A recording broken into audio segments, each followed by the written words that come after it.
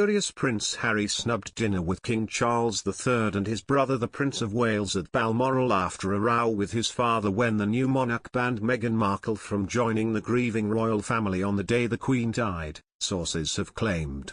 The Duke of Sussex reportedly wanted his wife to join him as royals raced to the Scottish estate to say their final goodbyes to their beloved mother and grandmother on September 8. However, Britain's new king phoned his youngest son and told him it was not appropriate for the former Suits actress to be there, according to reports.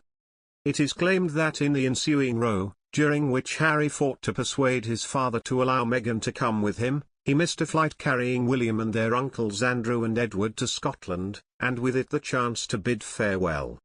The prince, who plunged the monarchy into crisis after he and the Duchess sensationally quit royal duties and left the UK for California 2 years ago, before making a series of stunning allegations against the firm, was so angry that his wife had been banned, and that he had missed his first flight, that he refused to have dinner that evening with Charles, William, and Queen Consort Camilla.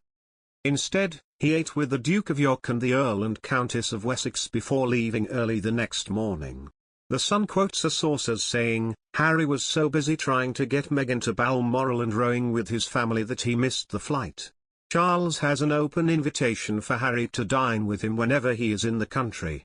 But Harry was so furious that he refused to eat with his father and brother. It was a massive snub.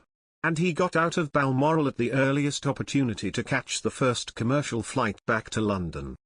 The next morning he was the first member of the royal family to leave, boarding an early British Airways flight from Aberdeen where he was pictured comforting an airport worker after she passed along her condolences for his grandmother's death.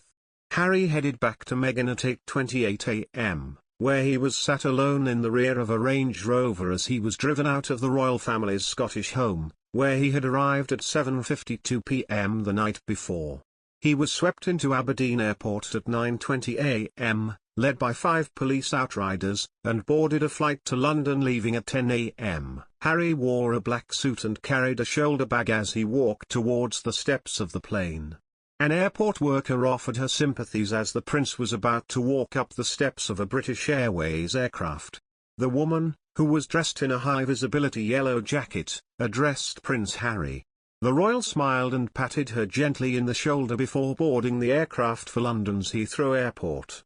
Less than 12 hours earlier, grief had been written on the Duke's face after landed in Scotland following the announcement of Queen Elizabeth II's death. He had his head bowed and partially covered his face as he was driven out of Aberdeen Airport, arriving at Balmoral after dark. The Queen's death had forced an unexpected reunion between Harry and the rest of the royal family. There is no doubt that if he returned, Harry would be welcomed by his family, and the British people, with open arms.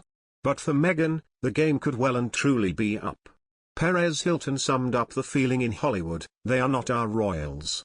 We don't have any allegiance to them. We don't have any reverence for them. We will not curtsy in front of them. To us, they are just celebrities." That's the problem with mixing monarchy with celebrity: the two worlds overlap, but they are not the same.